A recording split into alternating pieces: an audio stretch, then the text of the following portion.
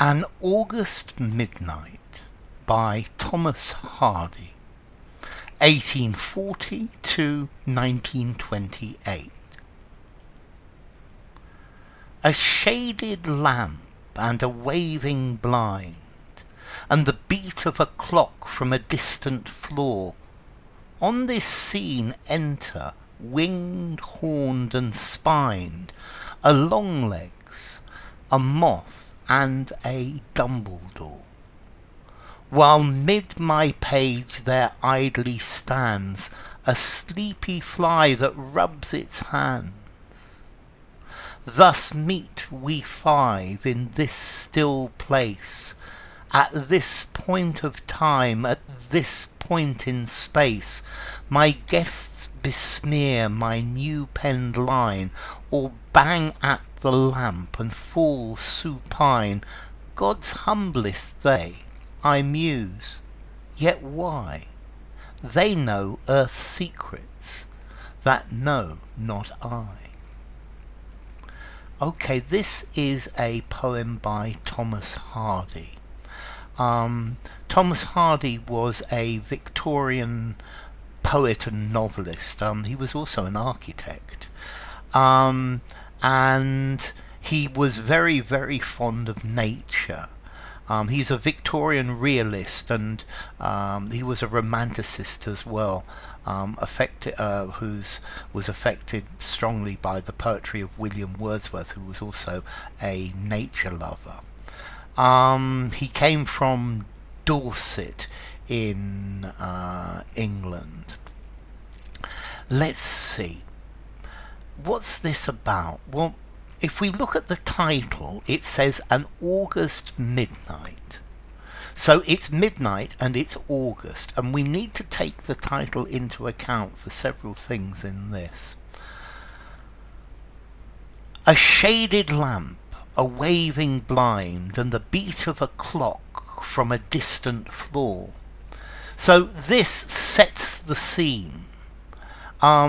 And there's a lamp with a shade. So clearly, as it's midnight in August, he's going to need a lamp. And the window is clearly open because it's hot. And there's a blind waving backwards and forwards. And he can hear the beat of a clock from a distant floor. So in the background, he can hear a clock.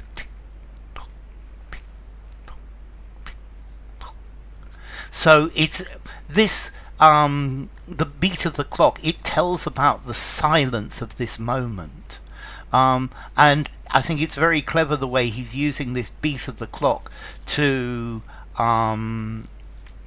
show us that it's silent. The lamp, the shaded lamp shows that it's dark. A waving blind shows that the window is clearly open, and there's a very gentle breeze.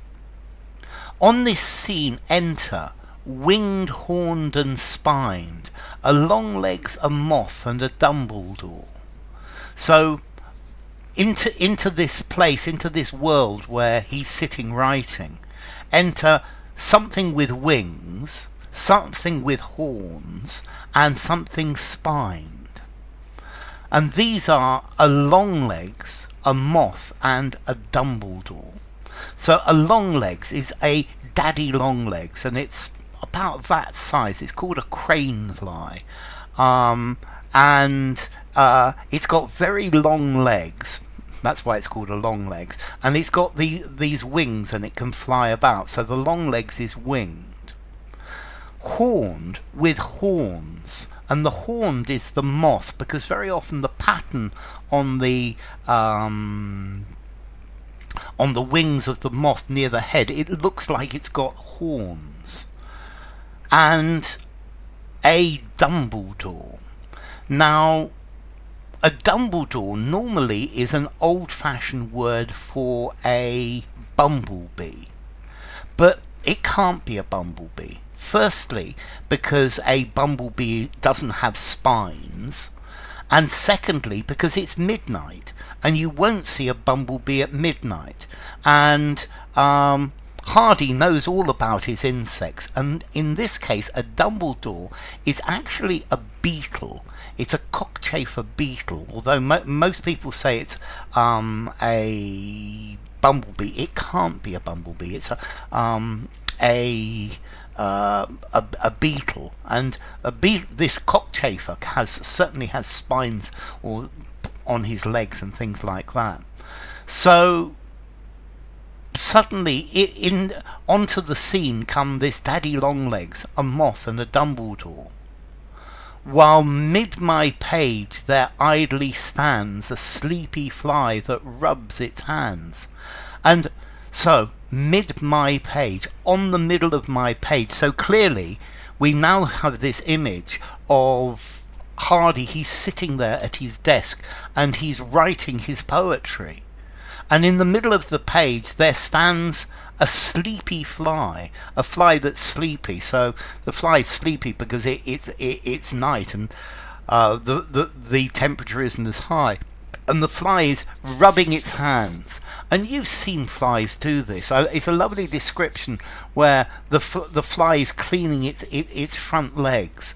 This is a very common thing. So now we have the daddy longlegs, the moth, the cockchafer beetle, and a sleepy fly, and Thomas Hardy. And it's all of them are characters. Thus meet we five in this still place, at this point of time, at this point in space. So this is a meeting between the five of them, and they're all people. They're all personified, and the five of them are meeting at this time and this point in space. It's like a chance meeting that time has put this together. My guests besmear my new penned line. So he's just written a line of poetry, and the new guest, one of these creatures, smears the ink. So it makes a bit of a mess in his book with the ink. It walks across his ink. I have a feeling this is probably the cockchafer beetle. Or bang at the lamp and fall supine. That could be the moth that is always flying towards the lamp, towards the light, and it bangs into the lamp and falls onto his table. God's humblest they, I muse, yet why? They know the earth's secrets that know not I. And he's thinking that these creatures, these are the simplest creatures. They're the humblest. They're not great big carnivores. They're just little insects and little creatures. And I'm wondering why they know the secrets of the earth. They know about nature. They know what nature is, but I don't. So these insects, they are in tune with nature. They know what nature is. They know how nature is, and he's almost lamenting the fact that he, as a man, has lost his connection with nature, and there's this chance meeting of all these different animals, and they're all equals. The animals are humble and he's much bigger, but we are all nature's creatures, and they know Earth's secrets, so they know the secrets of nature, but I don't. Notice the capital E of Earth. I think this is personifying Earth as well. So they have all met together, and this is the point where they meet, and it's a beautiful description of a moment. I think the main essence of this is that we are the same as every other creature. I think we think that we are much more, that we're much more important, but nature, in nature we are all the same. We are all creatures of this earth. So enough If you enjoyed the video, give it a rating, subscribe to my channel, and I will see you soon. Bye for now. An August Midnight by Thomas Hardy.